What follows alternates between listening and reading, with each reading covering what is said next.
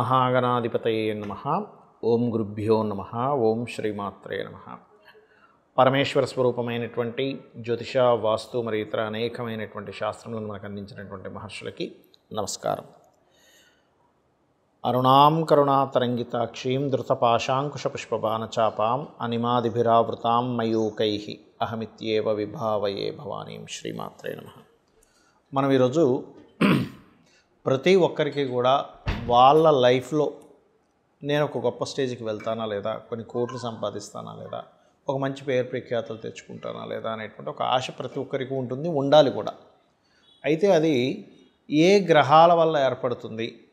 12 లగ్నాల్లో మీరు మేషం నుంచి మీన లగ్నంలో, మీది ఏ లగ్నమైనా, లగ్నం తెలియదు, కొంచెం రాశి వరకు, అది సెకండ్ ఆప్షన్ రాశి అనేటువంటి చూసుకుంటే కనుక మీకు ఏ గ్రహం బలంగా ఉంటే రాజయోగాన్ని ఇస్తుంది, ఏ గ్రహ బలం వల్ల మీరు ఏ రంగాల్లోకి వెళ్ళగలుగుతారు అనేటువంటి విషయం కనుక, సీక్రెట్ కనుక తెలుసుకోగలిగితే ఖచ్చితంగా మీరు కోటీశ్వరులు అవుతారు. అందులో ఎటువంటి సంబంధం లేదు. అది పెద్ద విషయం కాదు. మనం ఏ రూట్లో వెళ్ళగలగాలి, మనకు రూట్ తెలియాలి. ఇప్పుడు కూడా తిరుపతికి వెళ్తున్నాము, ఈ రూట్లో వెళ్తే వస్తుందండి అంటే వస్తుంది, లేదు రివర్స్లో వెళ్తుంటే ఎంతకాలం మనం ప్రయాణం చేసినా ఎలా అయితే రాదో, మన జీవితంలో కూడా మన జన్మజాతకంలో మనకి ధనాన్ని ఇచ్చే గ్రహం ఎవరు అనేది తీసుకోవాలి. ఆ రకంగా ఒకవేళ ఆ గ్రహం కనుక అంత బలంగా లేదు, మనకి యోగకారకమైన గ్రహం బలంగా లేదు, అలాంటప్పుడు ఎటువంటి పరిహారాలు చేసుకోవాలి, చిన్న చిన్నవి మంత్రంతోనో దానంతోనో గోసేవతోనో ఎలా చేసుకోవాలనేటువంటిది వీడియో ఎండింగ్ వరకు చెప్తాను. కాబట్టి వీడియో ఎండింగ్ వరకు చూడండి. అయితే ఈ విషయాలు చెప్తుంది నేనైనప్పటికీ కూడా చెప్పిస్తుంది సాక్షాత్ లలిత అమ్మవారిగా భావిస్తూ ఒక్కొక్క లగ్నం గురించి తెలుసుకుందాం. ధనుర్లగ్నము, ధనస్సు రాశి. ధనస్సు వారికి న్యాచురల్గా ఉండే తత్వం ఏమిటి అంటే వాళ్ళలో గురుత్వ లక్షణాలు, ఒక మంచి చేయాలి, మంచి గైడింగ్ ఇవ్వాలి, నేను ఎవరికైనా మంచి చేయగలను అనే లక్షణం స్వయంగా ఉంటుంది వాళ్ళకి. సాటిస్ఫై అనేది ఒకరికి గైడ్ చేయడం వల్ల సాటిస్ఫై అవుతారు. కొంతమంది చూడండి, మనం అడిగినా గైడ్ చేయరు, ఏదో మిస్గైడ్ చేస్తూ ఉంటారు. కానీ వీళ్ళకి మాత్రం సాటిస్ఫాక్షన్ లెవెల్స్ వీటి వల్లే వస్తాయి. అయితే మరి ఇంత గురువు లక్షణాలు ఉన్నటువంటి మీకు ముఖ్యంగా శుక్రుడు పాపే అవుతాడు. పూర్వజన్మ కర్మని కంప్లీట్గా రూల్ చేసే గ్రహం ఈజ్ వీనస్. అందుకని మీరు ఎనీ ధనులగ్న జాతకాన్ని తీసుకోండి, 99.99% ఆఫ్ జాతకాల్లో ఎక్కడో ఆ శుక్రుడు 12లో ఉండి, లేకపోతే కొంచెం శుభగ్రహాలతో కలిసి ఉండి 6వ స్థానంలో అధిక గ్రహాలు లేకపోవడం వల్ల మిస్ అవుతారు. కానీ 1,00,000 జాతకాలు తీసుకుంటే అందులో 99,999 మందికి కూడా మ్యారిటల్ లైఫ్లో డిస్టర్బెన్సెస్ వస్తాయి. ఎందుకు అంటే శుక్రుడు ప్రధానంగా ఇక్కడ కారకుడు. ఆ మహాదశ వచ్చింది, శుక్రరాశుల్లో ఏదైనా గ్రహం ఉంది, ఖచ్చితంగా ఏమవుతుంది, అది వివాహం మీదకే తీసుకెళ్తుంది. అది పురుషుడి జాతకమైనా స్త్రీ జాతకమైనా. పురుషుడి జాతకం అయితే ఇంకా ఎక్కువగా ఉంటుంది, ఎందుకంటే షష్టమ లాభాధిపతి అవుతున్నాడు కాబట్టి. లాభాధిపతి కదండి, మంచిదే కదండి అంటే ఆ లాభాధిపతి అది ఏ రంగంలో లాభం ఇస్తాడో దట్ ఈస్ డిఫరెంట్ కేస్. ఇది నేను మీకు ప్రధానంగా ఎందుకు గుర్తు చేస్తున్నా అంటే, ఇక్కడ మీరు జీవిత భాగస్వామితో ఉండే దాన్ని మీరు కొన్ని విషయాల్లో అర్థం చేసుకుంటూ ముందుకు వెళ్ళకపోతే మీ లైఫ్లో ఏదైతే ఎదగాలో, లైఫ్లో ఒక స్టేజ్కి వెళ్ళాలో అది ఆపేస్తుంది. ఇక్కడ కొంతమంది నేను చూస్తూ ఉంటామండి, వివాహం చేసుకున్నాను, గొడవలయ్యాయి, కోర్టు చుట్టూ తిరుగుతున్న 10 ఏళ్ళ నుంచి అంటూ ఉంటాను. ఈ 10 ఏళ్ళు ఆ వ్యక్తి, అమ్మాయి కావచ్చు అబ్బాయి కావచ్చు, ఈ కోర్టుల చుట్టూ తిరగడం వల్ల లైఫ్ నుంచి కోల్పోతారు, స్పాయిల్ అయిపోతుంటారు. అలాంటప్పుడు కొంతమందికి 2 వివాహాల యోగం ఉన్నప్పుడు అర్క వివాహం చేసుకుంటే చాలా మటుకు పూర్వజన్మ కర్మ కంట్రోల్ అవుతుంది అక్కడ. అంటే అందరికీ కాదండి అర్క వివాహం, ఓన్లీ శుక్రుడు పాడయి షష్టమ లాభాధిపత్యం గురువు ఈ ధనులగ్నానికి రావడం వల్ల. ఇక మీకు లగ్న పంచమ భాగ్యాధిపతులు అంటే నరసింహస్వామి ఆరాధన చేయడం వల్ల అదృష్టం కలిసి రావడము, అదేవిధంగా పంచమాధిపతి కనుక బాగుంటే సంతానం కూడా విదేశాలకు వెళ్ళడము, లగ్నాధిపతి ఎలాగో చెప్పుకున్నాం మీరు గురుత్వ లక్షణాలు ఉంటాయని. భాగ్యాధిపతి రవి ముఖ్యంగా మీకు ఈ యొక్క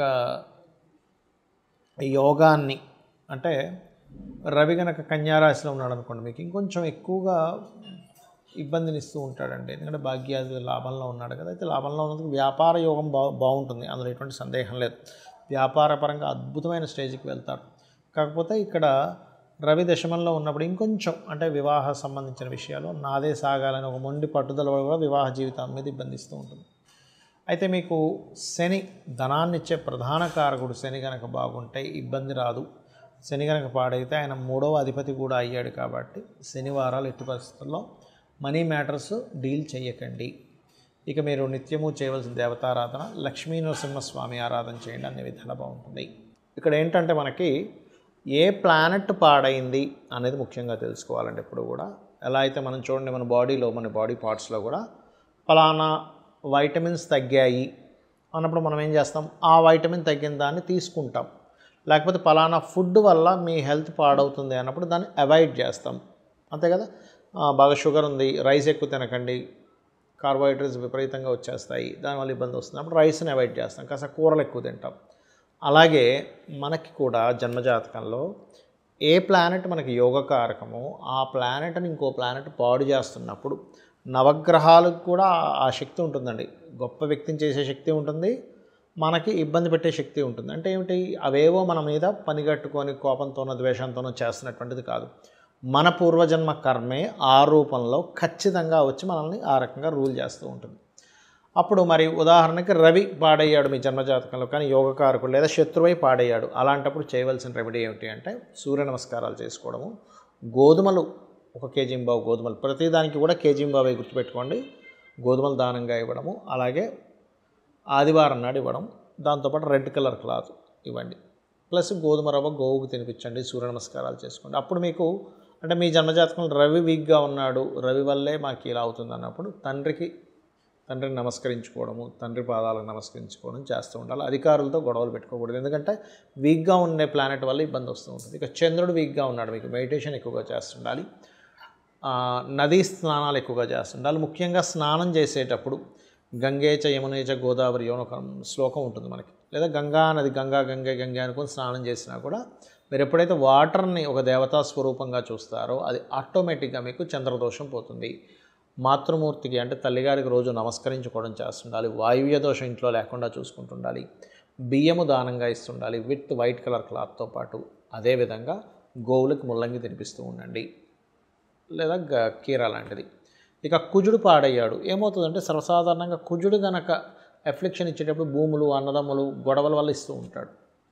రవి అయితేనేమో అధికారము, చంద్రుడైతే మానసికంగా తల్లి అక్క ఈ వరుస వాళ్ళతో లేదా ప్రయాణాలు ఇస్తాడు. అయితే కుజుడు పాడయ్యాడు మీ జన్మజాతకంలో, ఆ ప్లానెట్ వల్లే మీరు కోటీశ్వర్లు అవ్వాల్సింది ఆగిపోతుంది. అప్పుడు చేయవలసింది ఏంటంటే కందులు దానంగా ఇవ్వడం, రెడ్ కలర్ క్లాత్, స్కందుడిని ఆరాధించడం, ఎక్కువగా సుబ్రహ్మణ్యేశ్వర స్వామిని ఆరాధించడము, గొడవల జోలికి వెళ్లకుండా ఉంటే చాలండి. ఎందుకంటే ఆ రూట్లోనే మీకు ఇబ్బంది ఇస్తుంది అన్నప్పుడు చిన్న ఉదాహరణ, ఒక కర్వ్ ఉంది, స్పీడ్గా వెళ్తేనే పడతాడు అన్నప్పుడు ఏం చేస్తాం, స్పీడ్గా వెళ్ళాం అక్కడ ఆ కర్వ్ దగ్గర. చిన్న లాజిక్, మరొక ఏం లేదు, స్లోగా వెళ్తే కర్వ్ తిరిగిపోతాం, యాక్సిడెంట్ అవ్వదు. అలాగే కుజగ్రహం పాడైనప్పుడు ల్యాండ్స్ కొనేటప్పుడు జాగ్రత్తగా ఉండాలి, ఎందుకంటే ల్యాండ్స్లో ఇరుక్కుపోతారు ఇక్కడ వీళ్ళు, కుజుడు బుధుడు ఎవరు పాడైనా కూడా. అలాగే అదేవిధంగా మీకు గొడవలు ముఖ్యంగా డిపార్ట్మెంట్ వాళ్ళతో, పోలీసులతోని, యంగ్స్టర్స్తో అనవసరం గొడవలు పెట్టుకోకూడదు.